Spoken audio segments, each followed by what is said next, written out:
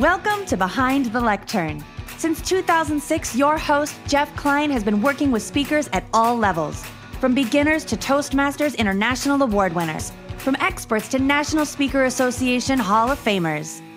In each episode, Jeff introduces you to some of these speakers as you learn about their speaker journey, how they got started, where they came from, where they're going, and more. Take the lessons they have learned on their way to help you with your own path to make speaking work for you. Let's get started. Well, welcome to the first episode of Behind the Lectern, which is our new multicast for speakers by speakers. And I'm thrilled to have in the studio audience today, we've got Delisa Davenport and Lorraine Dunford Hill. Welcome, ladies. We're an international show from the get-go because we've got Texas and Canada represented. We're on Clubhouse Live, waiting to see. We got to build an audience there because right now nobody's in the room with us, but that's okay. Well, we got nowhere to go but up. And we're recording. And we are recording. So this will go out live as podcast episode number 1 down pretty soon. So this is my new venture as a speaker.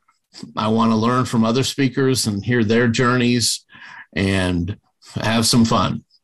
So, I'll tell my journey to kind of get everybody acclimated, I guess.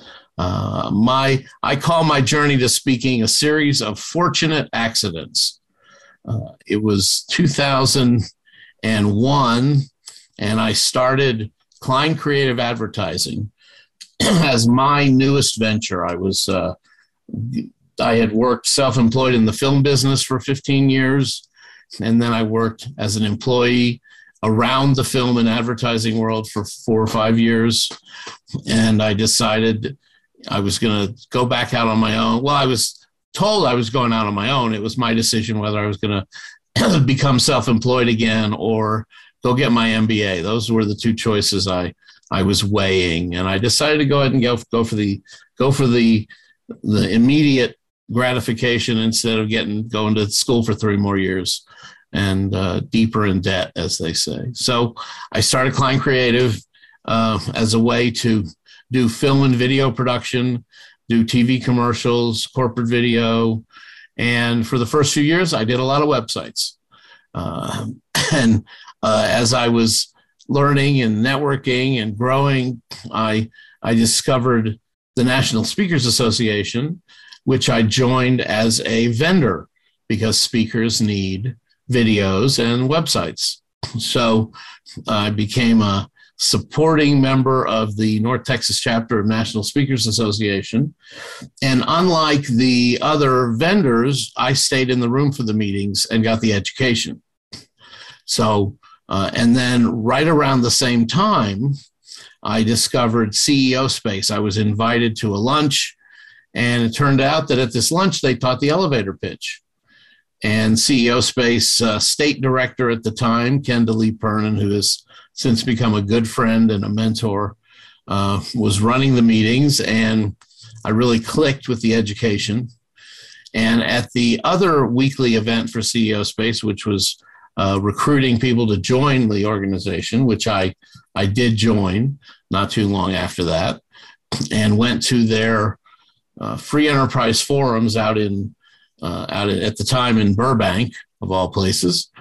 And now I was aspired to speak at the CEO Space Forum. I decided I wanted to be a faculty member and teaching at the 5 times a year event. And at the same time, somebody said, hey, that thing you help do on Fridays at lunch, would you come do that at our networking group? So I made sure that was okay. And I said, sure. And I knew I was going to be promoting my business and promoting the organization at the same time. So I went and did some 30-second commercial coaching, and somebody at that group said, hey, would you come do this at our group?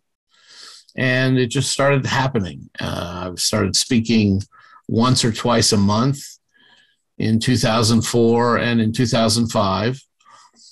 And near the end of 2005, I had a coffee with some folks where we the purpose of the coffee was to see how we could get in front of more audiences, because we were all speaking in some way, shape, or form.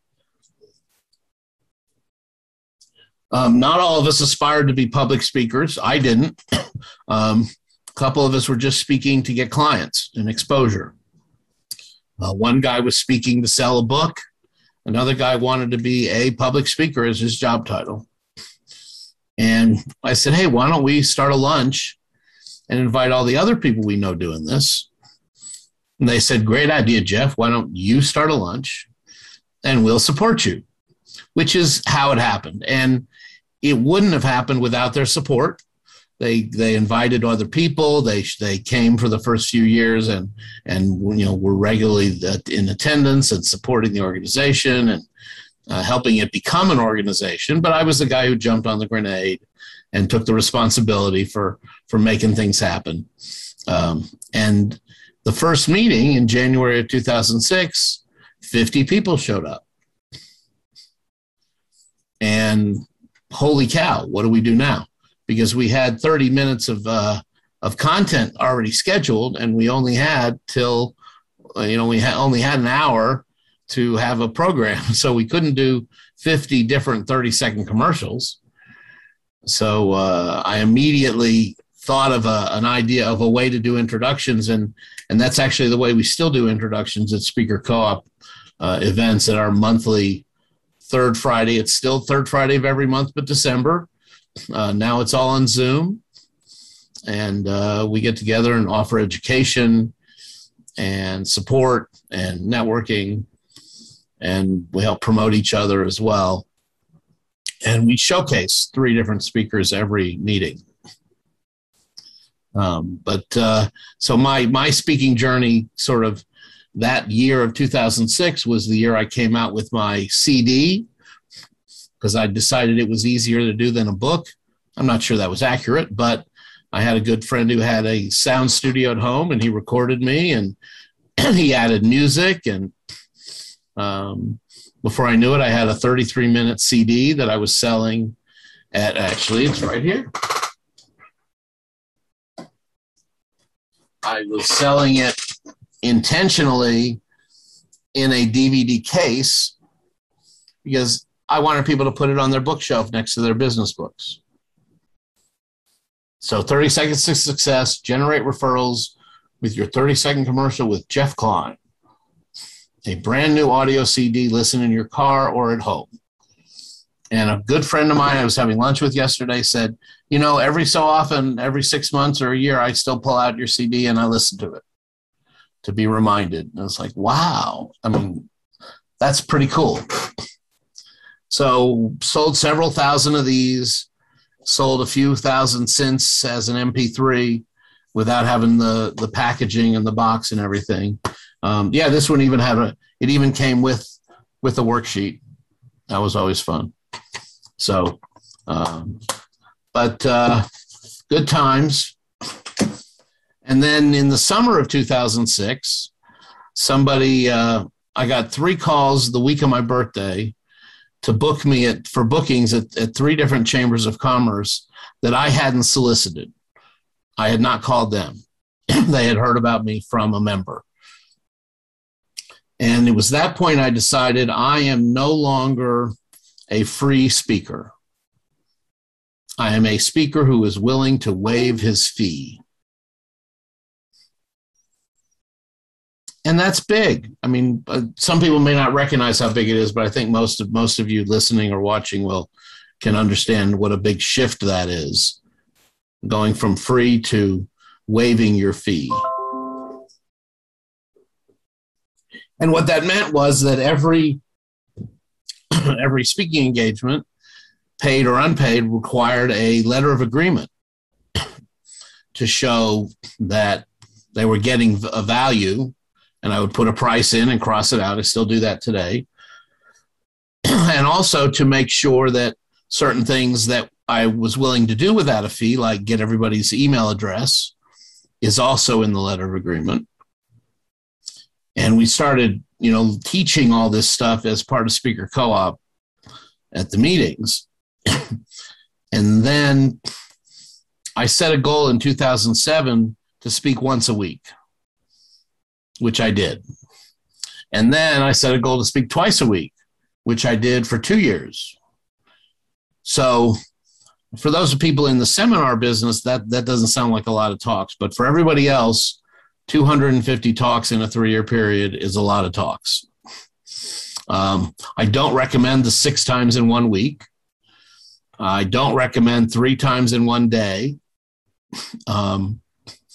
But twice in 1 day is okay if you work it properly and you make it so you start further from home and you get halfway home at lunchtime and then you get all the way home after that. That's the best way to do more than 1 talk in a day. At least have them geographically convenient. But I picked up a lot of stuff and I created a lot of content all around networking. And I learned a lot of things, or how to do a lot of things and not to do a lot of things and to do a lot of things. And I still teach people based on my experiences, because I learned that it's, while our moms and dads said, learn from our mistakes, I learned it's a lot less painful to learn from somebody else's mistakes. And so I kind of live that every day. I teach, here's how I did it, and here's how I wound up doing it eventually. And I suggest you do it the way I did it eventually. Because not only do I have the bruises and the heartache, I have the road rash as well. And you don't need to have it if you just pick up some of those things. So I actually created a system to turn a 20-minute talk into clients. And I call it Pathway to Profits. We're on the 2nd version of the video training for that. And I offer that as a do-it-yourself program, but I also offer it as a do-it-with-you and do-it-for-you program. That's part of what I do every day, helping people get bookings and teaching folks how to speak to get paid. And now I'm going to ask if you guys have questions about that, and then I'm going to ask about your stories, since this is our first show. You have any questions first? Pathway to Profits. My question is, how can we get the 30 seconds to success? I will put a link in the chat. It's available on AppSumo for $20. Where here I am searching my link. I have a document with all my links on it. I know exactly where it is. Thank you for asking.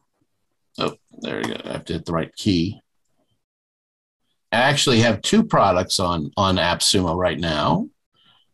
This one is the elevator pitch audio. Well, and any other questions while I'm doing the admin? I would like to hear more about your waiver. I love that idea. The letter of agreement?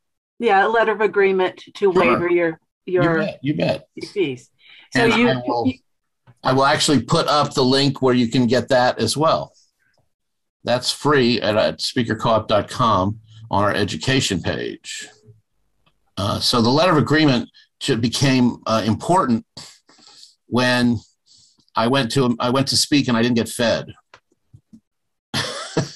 because they weren't, I don't know if they actually, I think the first time I went to a lunch and didn't get fed, it was because the person who usually hosted the speaker wasn't there that day. So they hadn't assigned anybody else to feed the speaker. So that was the sort of the impetus. And then every time something happened that was unfavorable to, the experience, I would add it to the letter of agreement. Things like the business, making sure you get everybody's email address, making sure that you get that they have lunch for you and an assistant, if you're going to have an assistant with you. So the speaker isn't out of pocket for a meal. That we'll do it if they need us to. We'll do a drawing for the email addresses. Do a door prize to make that easier, to facilitate that. Having that they'll promote the meeting with the speaker's information. That was another one, and that if they want, the speaker will also agree to promote the meeting if they want him or her, because sometimes they do want you to promote, and sometimes they don't. And right? Would you put in that agreement that you can sell your CD, or you can sell a book, or? Yes, it says in there that speaker will make an offer, and usually, and most group, well, I don't actually book anybody into groups that don't allow that anymore. Okay. So that's important, but occasionally there are exceptions. Sometimes somebody will ask you to do something. We don't really allow sales pitch. Okay, well, can I have my material? Can I have a table and put my materials on it?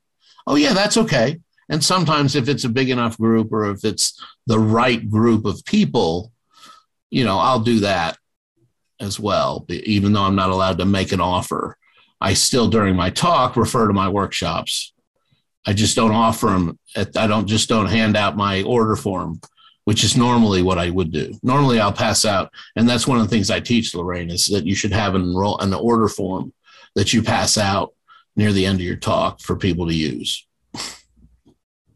Okay, good advice. Thanks. Any other questions? So, Miss Delisa, how did you start speaking?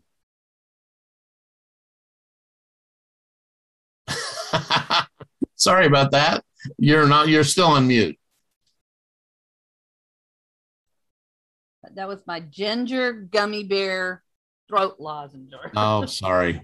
No, it's not. Don't be sorry. I'm diving into natural ways to get healthy. So it's an awesome journey, by the way. Got it. So this is a true story. I was working at Texas Trees Foundation in around 2012, 2013, and I was director of finance. And this was the first director. It's not my first job as a director of finance, but it was the first one that I was going to present the financials at the board of directors. Woohoo! Delisa's going up in the world.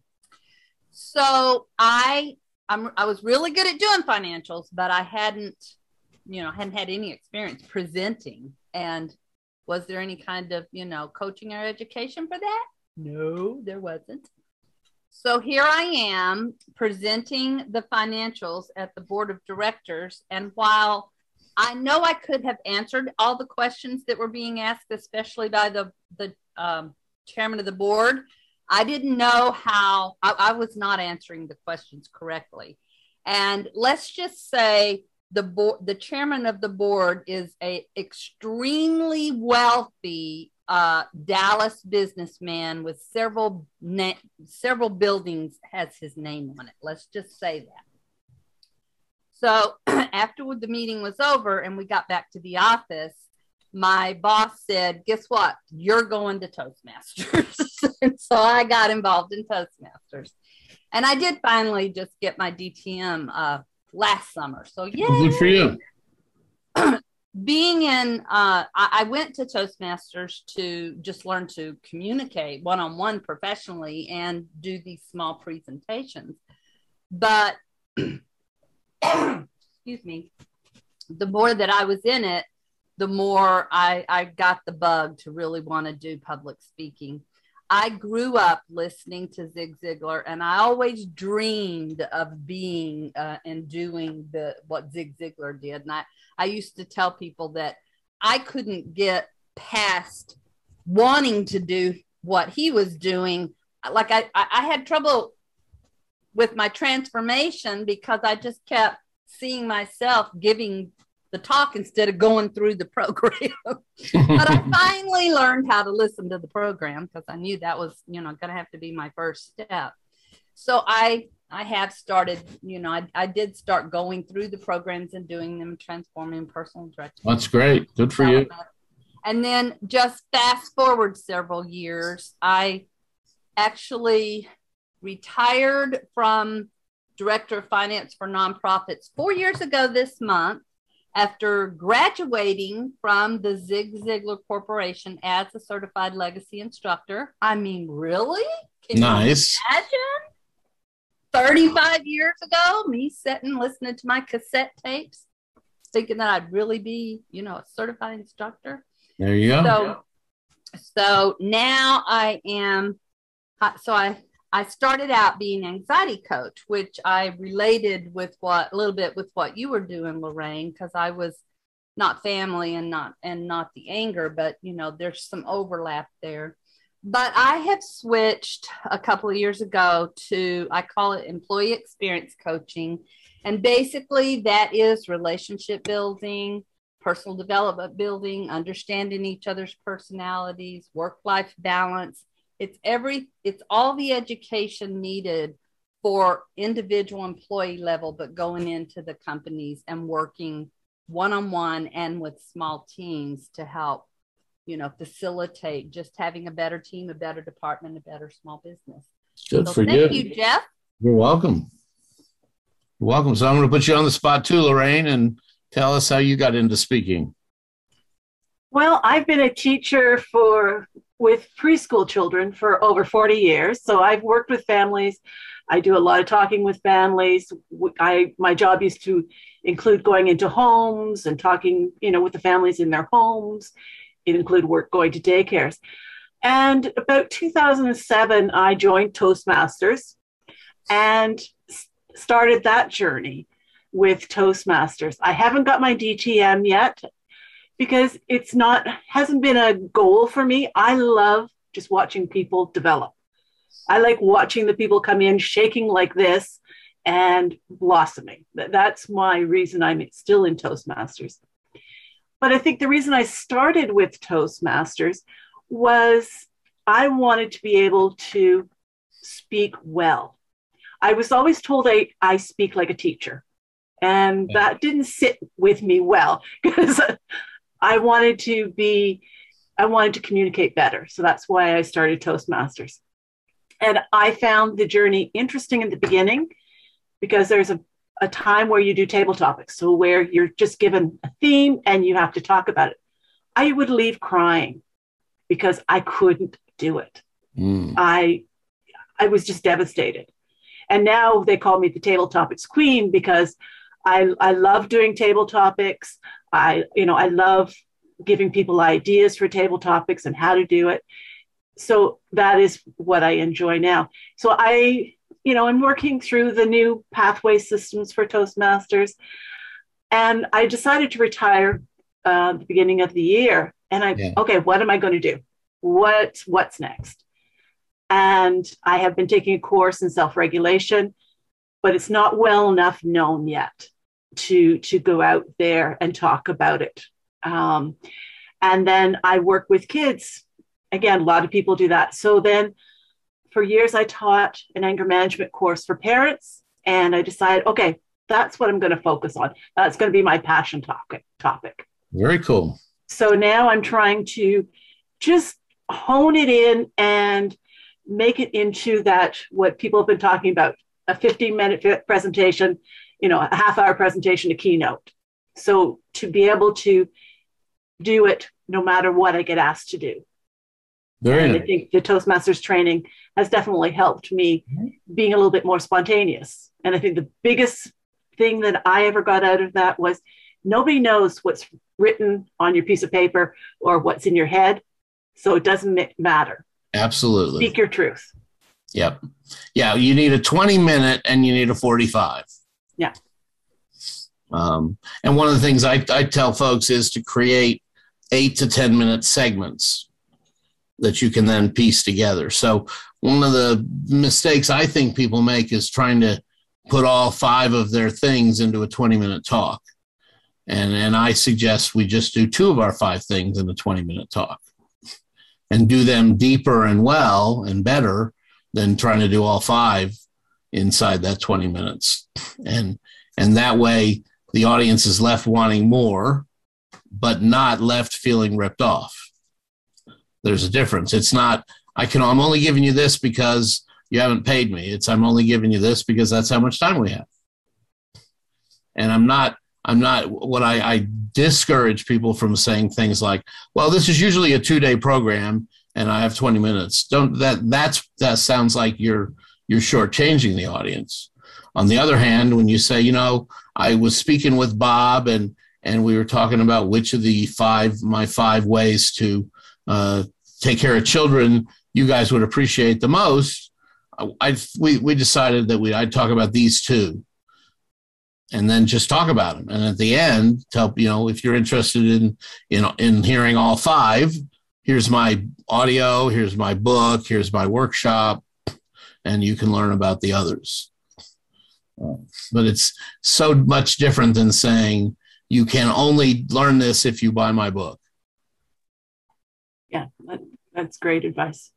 Yeah, so that's and it works. And you chunk your education into 5 segments, 7 segments, 3 segments even, and it gets, it works for folks, and it makes it easier to write the speech, and easier to deliver, and easier for the audience to consume. We have a new guest. Let's see, still connecting. Welcome, Sherry Prindle to the. Hi, I'm the guest of this podcast, aren't I? Hi. Well, I actually didn't tell anybody that you're a guest because you weren't here. I will tell you that we started as an international podcast because we have people on from Texas and Canada. Now we have Baltimore represented.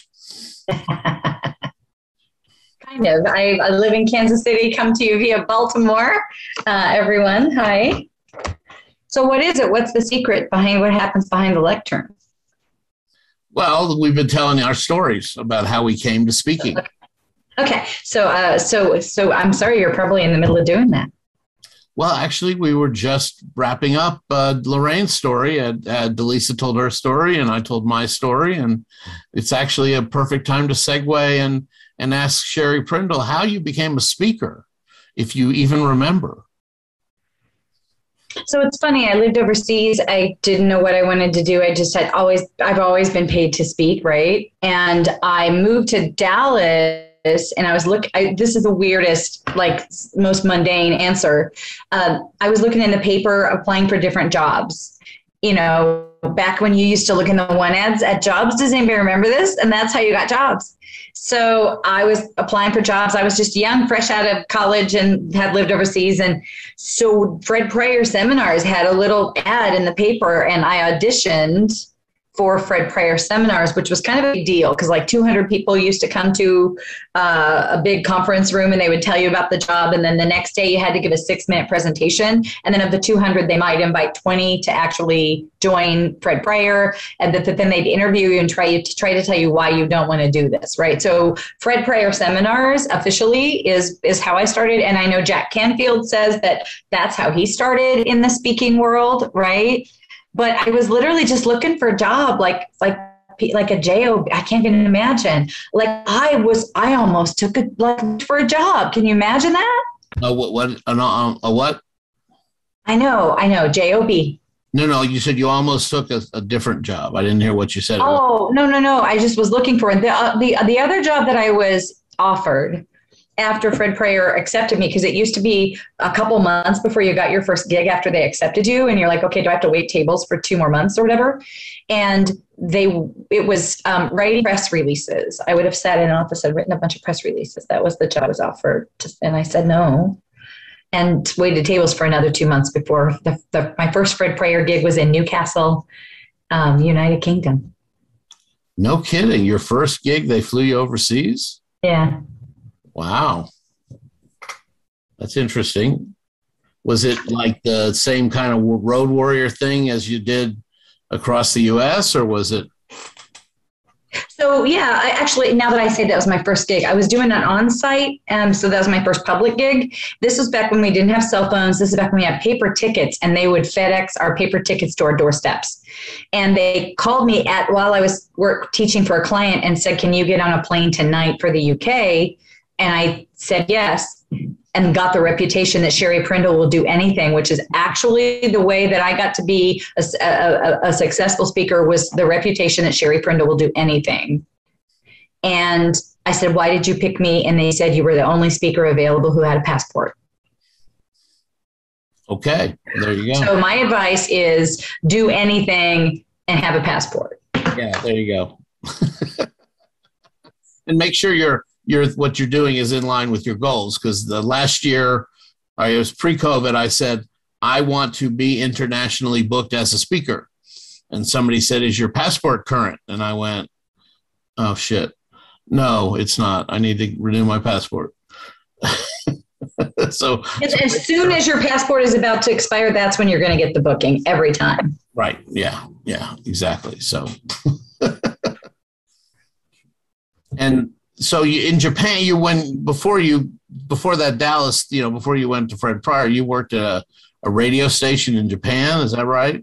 So I went overseas as an exchange student, and then I ended up, my favorite thing was I turned out I was really good with language. I had a really good accent, and I really picked up the language very quickly and got to be known as someone who was good at Japanese. And I heard a rumor that a television station was looking for a young American to do a TV documentary. So I called this phone number and said, "I heard you were looking for somebody like this."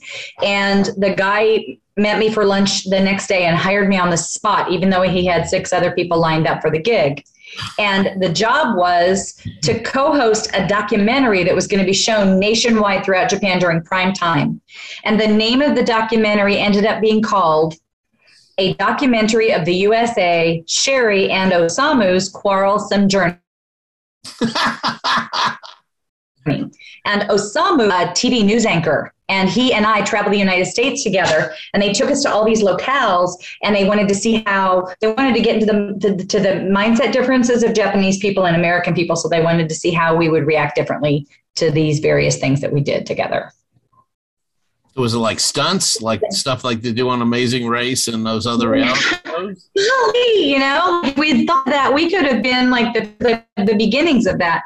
No, like we went to like a ranch in Dallas and rode horses and gathered up cattle and branded them. And we went to Washington, D.C. and went to the House of Representatives and, like did something, lobbied a bill and, things like that. Okay. That's how, Japan was this. They started all the stunts, right? Making people on TV. The Ninja Warrior stuff, like they were doing the goofy ones on that years and years and years ago. Yeah. It's crazy. Sherry, hey, it's Delisa. Hey, Delisa. I can see with getting thrown in like that why you became Sherry will do anything. Jeez. Doesn't that just raise your level of I am courageous? Give it to me. Love it. Yeah, we were talking about table topics earlier and how at first it's so scary. That's just like a million times multiplied, right? Well, but see, when I think about it, when you're overseas, or I know, Delisa, you've moved, a couple of times. And for me, I think that it's easy to get complacent, and because your brain is actually designed to memorize patterns, right? And just repeat those patterns. And the next thing you know, you do 80% of your life on autopilot, right? And I think I watched my parents, they were pretty complacent. And I remember just thinking, I don't want that to happen. So I think I intentionally went, if I lived in another country, it would be pretty hard to go on autopilot because everything's different, right? And I think that was kind of the point is I'm not gonna, and even Japan, like I didn't stay there. I was really successful and happy there, but I remember literally intentionally thinking, I can't stay here because I see a lot of Americans who have lived here for a long time and they think they're as cool as the Japanese people tell them they are, and they're not, So I remember saying, I got to get out of here. I'm too young to think I'm this cool. Now, did you have the big question is, do you have any of that footage?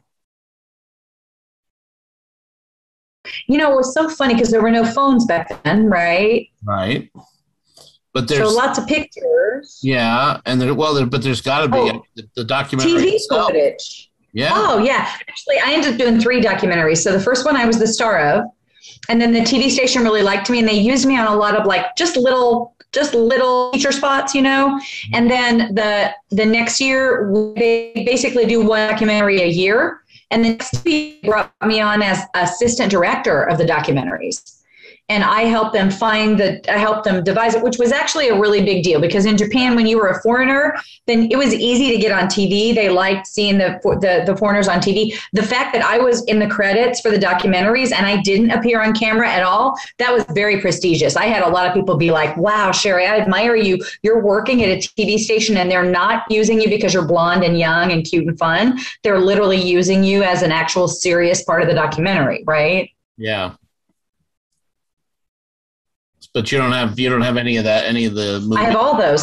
Documentaries. Oh wow! We'll see. Yeah. Then you need to digitize them so you can have some fun with them. I think I even did that. Right? You can send them away to the place at the strip mall, right? That right? Yeah, I think there's I think there's something there. I think the high school play is on one where I played Eliza Doolittle in My Fair Lady. And then, the documentaries are on one. And yeah, it's all the same. Yeah, well, I have a couple of shows I did in college on VHS, so they're still on VHS. So, and they should stay there probably. Because you were TV when you started out. Is that the story that you already told? No, well, my TV career back then was behind the camera.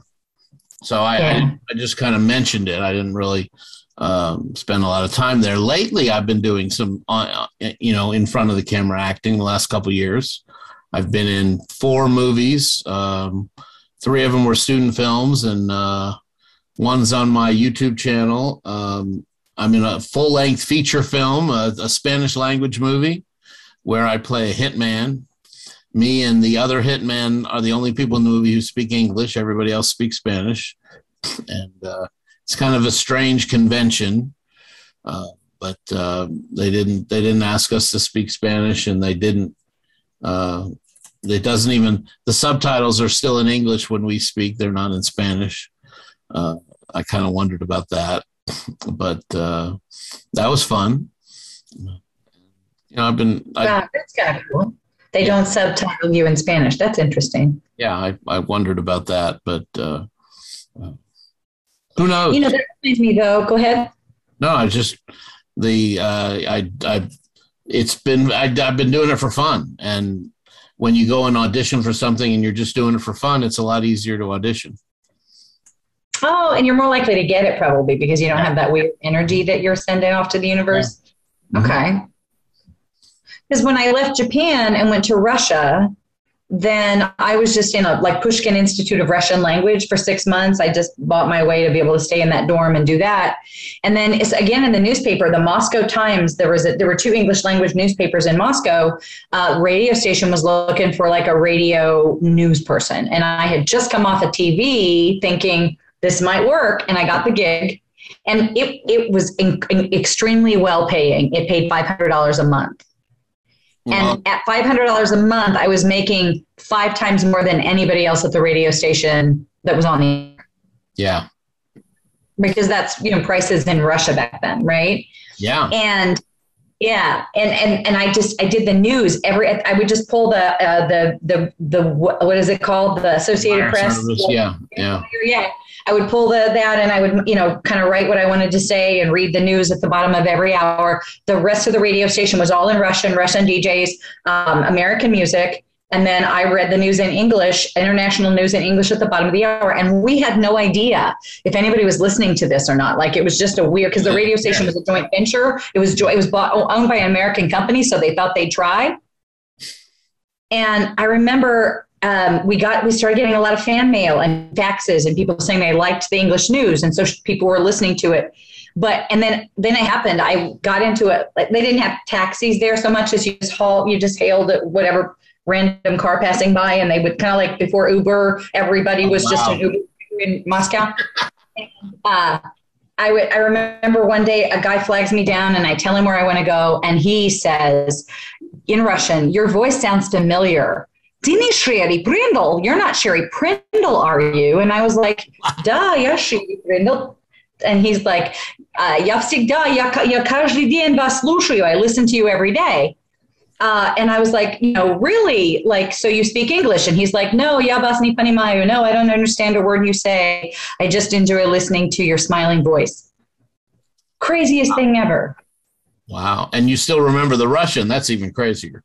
But then they gave us our own show. So all we did was the news at the bottom of the hour. And that went so well that they decided to do a morning drive and an evening drive English language show. So the program director, Vasily, he had the morning show, so I'm sorry, I said that it started out the morning zoo. And so I did the morning zoo. The morning zoo was Sherry and Larry. And that went so well that there was another radio station that had an English language show that got taken off the air. And then we became the only English language show. And then they started doing an afternoon and evening drive show, Vasily's Neighborhood. So there are people in Russia who learned English because of Sherry Prindle. Oh, yeah. I mean, because you know how on radio, like your fans are always 13-year-olds and 11-year-olds. And, when we would do those live broadcasts from the supermarket, all the kids would come. Yeah. And I'd be like, you're Dimitri? Oh, I thought you were like a tall, dark, and handsome dude, but you're like 10. That's funny, too. But I mean, it sounds like they were, they'd listen to your broadcast because that was the only English they were able to hear. There was this one girl named Anna, and her English was really good. She was really young. She was 10 or 11. And she would call me every day. And yeah, it felt like they also, radio. I remember there was a song in the 60s, Pilot of the Airwaves, here is my request. Nobody remembers this song. But it was this idea that the radio is your companion, There was a lot of these little disenfranchised Russian tweens who I think felt very, like I remember they memorized everything about me. Like this one kid, I answered the phone and he's like, now your first boyfriend's name was Tom, right? And then he was like fact checking because he listened to us and he was keeping track of my life. Yeah, that sounds pretty creepy. Yeah. But they were kids. Then I found out they were kids and I wasn't too scared. Right. Less creepy when they're 11. Yeah. Right. But Anna invited me to come with her family and do something. And I said, okay, I'll meet you guys. And so it was just Anna and her little sister and her mom and her dad. And they were kind of a normal family. And you could tell they were doing everything they could to scrape together something nice for me to come over and visit. Right. So a bunch of years later, after I left Moscow, she was there at the airport when I left Moscow and everything. Wow. And many, many years later, she's this international businesswoman and finds me again on Facebook.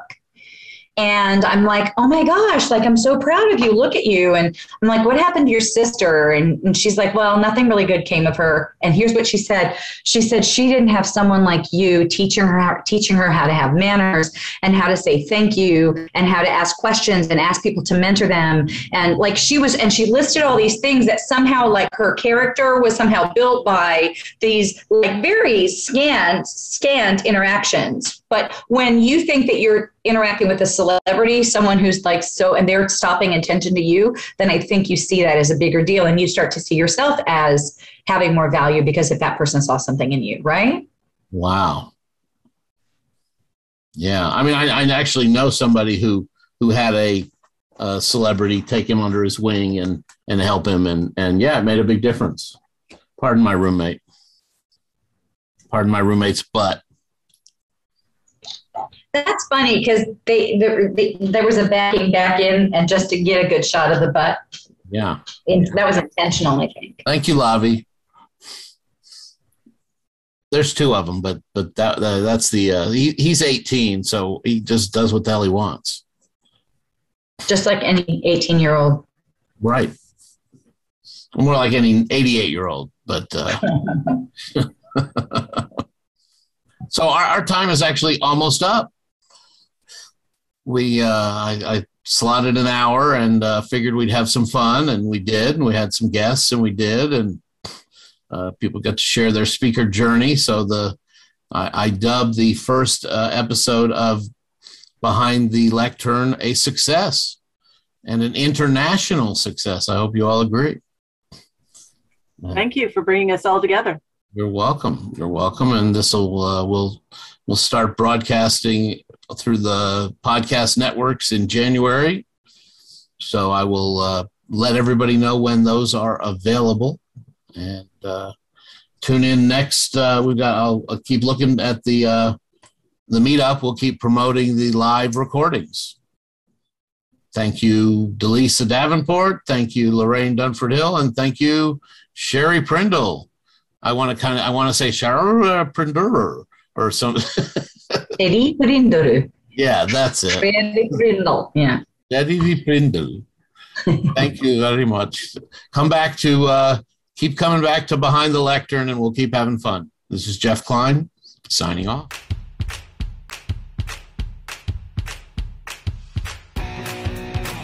Thanks for joining us on Behind the Lectern. You can find an archive of our episodes at behindthelectern.com. You can also access useful speaking information at speakercoop.com/education.